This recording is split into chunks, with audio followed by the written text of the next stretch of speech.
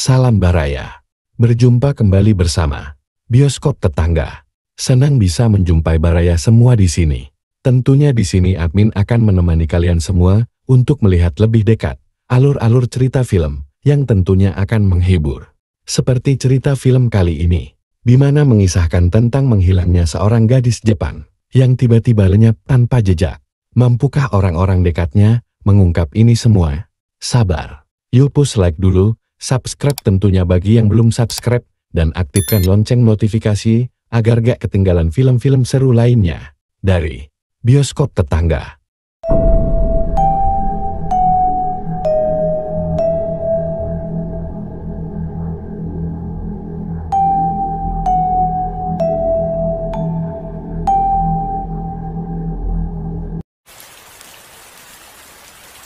Kisah berawal di sebuah stasiun yang berada di Shizuoka. Kala itu, seorang gadis cantik bernama Ayaka baru tiba di kota itu.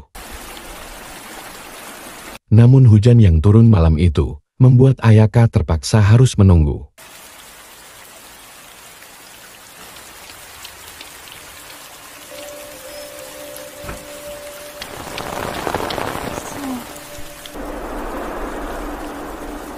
Namun tak lama, ia mendapatkan telepon dari pemilik kosan yang menanyakan keberadaannya.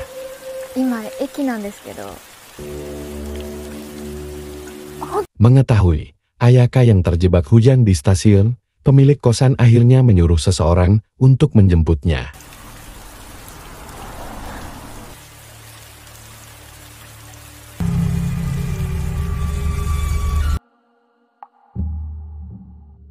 Keesokan harinya, bersama Nanami dan Kyoko, Ayaka tinggal di sebuah rumah kosan yang cukup besar. Ayaka-chan, ohayo. Kohi iremasu ne. Arigatou. Zibun de irete. Nani ne ni mo. Untuk menyambut penghuni baru, Kyoko sengaja membuat sarapan pagi di hari itu. Wah, oishishou. Mereka pun makan bersama di sana. Meski masakan Kyoko kurang sedap di lidah mereka, namun Nanami dan Ayaka menghabiskannya untuk menghormati Kyoko.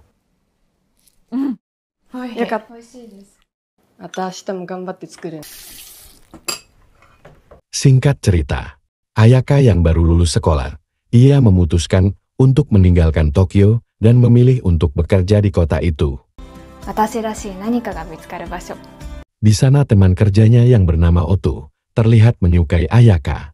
Sampai satu ketika, Ayaka yang juga menyukai Oto, ia mengajaknya untuk pergi jalan-jalan menghabiskan malam minggu di kota itu.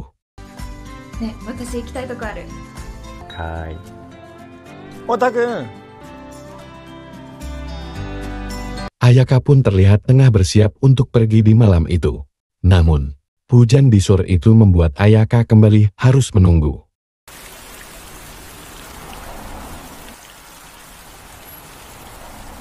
Dan saat Ayaka menunggu hujan reda, tiba-tiba ia melihat seorang perempuan berbaju serba hitam, tengah berdiri memperhatikannya dari atas jembatan, sambil membawa payung.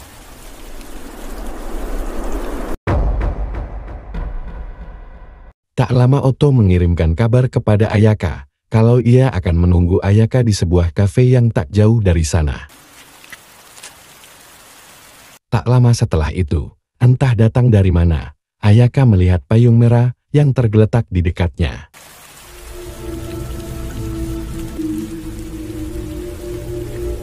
Dirasa sebuah kebetulan, Ayaka yang tak ingin terlambat, ia pun membawa payung itu dan pergi menuju kafe. Namun, di tengah perjalanan, Ayaka melihat ada tetesan seperti darah dari atas payung. Lalu,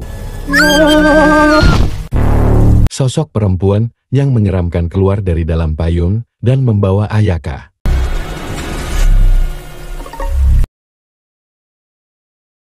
Keesokan harinya, karena tak ada kabar dari Ayaka, Oto pun mendatangi rumah kosan Ayaka untuk menanyakan keadaannya.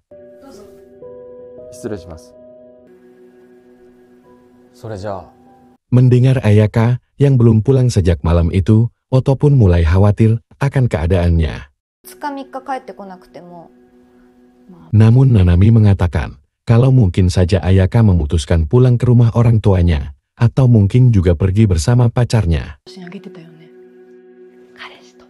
Untuk memastikannya, Nanami pun pergi ke kamar Ayaka untuk melihat barang-barangnya.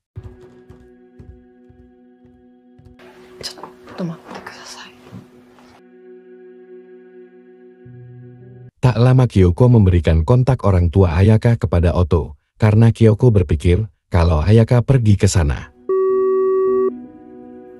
Namun sayangnya nomor yang Kyoko berikan sudah tidak aktif. Lalu tak lama Nanami kembali dan mengatakan kalau barang-barang Ayaka masih lengkap berada di sana. Oto lalu menceritakan kejadian malam itu, di mana ia membuat sebuah janji bertemu di sebuah kafe. Namun setelah ia menunggu, Ayaka tak kunjung sampai ke sana. Oto juga menunjukkan sebuah foto yang Ayaka berikan kepadanya sebelum ia menghilang. Melihat foto yang sedikit buram, Nanami yakin kalau Ayaka tak sengaja mengirim foto itu.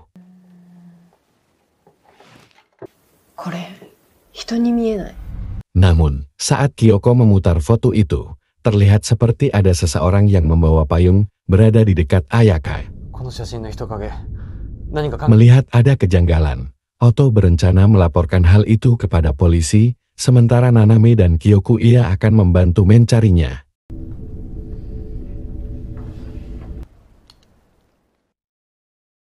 Setelah mencari informasi di stasiun, Nanami tak menemukan data Ayaka yang pergi dari sana. Melihat itu, Nanami pun semakin curiga atas hilangnya Ayaka.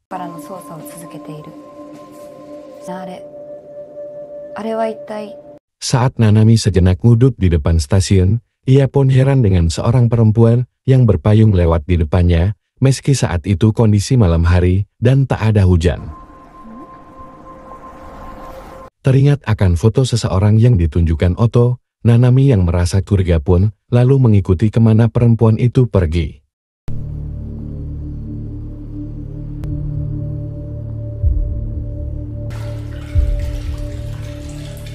Saat berada di dalam terowongan, Nanami merasa ada yang mengikutinya dari belakang. Lalu,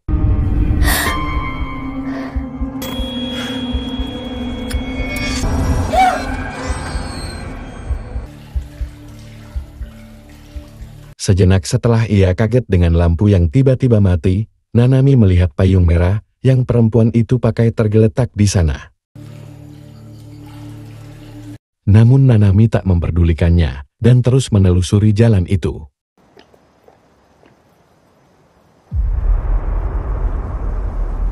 Melihat jalan itu menuju sebuah gedung terbengkalai, Kyoko yang ngabir gidit pun tak berani masuk dan memilih untuk kembali.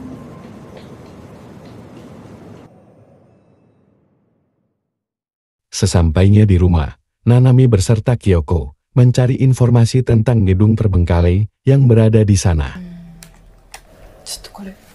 Di sana mereka menemukan kalau di bangunan terbengkalai itu pernah terjadi pembunuhan terhadap keluarga Yamagishi.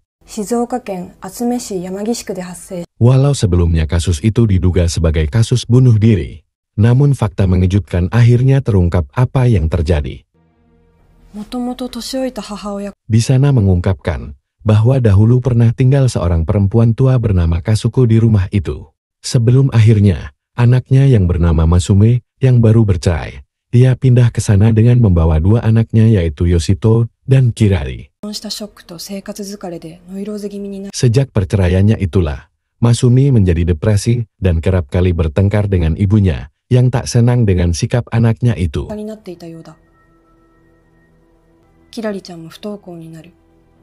Sampai satu ketika, pertengkaran yang kerap terjadi antara keduanya itu tak terdengar lagi di sana. Namun sejak itu, seorang perempuan berbaju hitam yang kerap kali memakai payung sering terlihat berada di sana.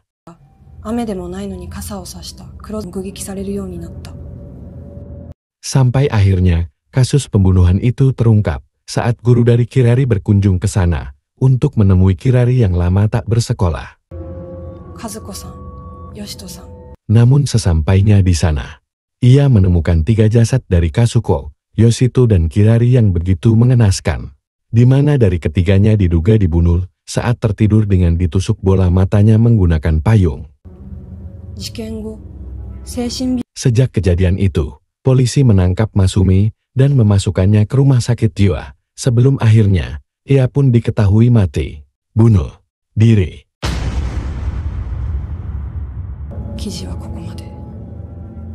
Melihat semua kejadian itu, Kyoko dan Nanami mulai sedikit ngabir-gidik.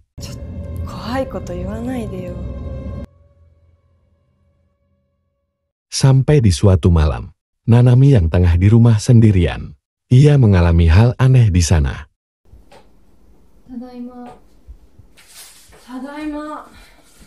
Melihat Kyoko yang baru datang, Nanami pun terkejut karena ia mendengar seseorang datang sebelum Kyoko tiba. Khawatir ada orang asing, Nanami pun mengeceknya keluar.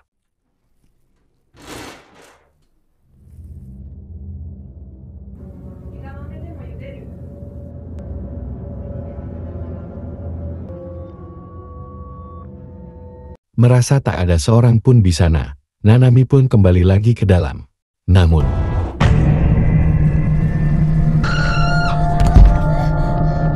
Nanami pun syok melihat Kyoko yang tiba-tiba digondol hantu berpayung merah.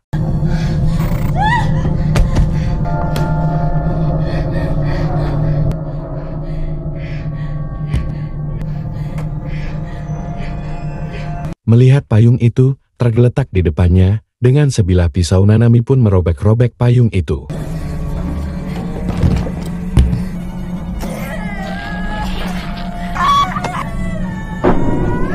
Namun saat Nanami sadari, kalau yang ia robek-robek itu ternyata tubuh Kyoko. Nanami pun berusaha untuk pergi dari sana. Namun, tiba-tiba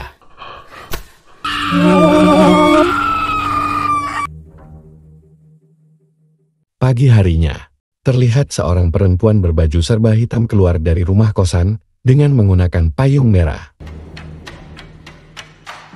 Apakah ia akan menuju rumah kalian? Tenang, karena film pun telah berakhir.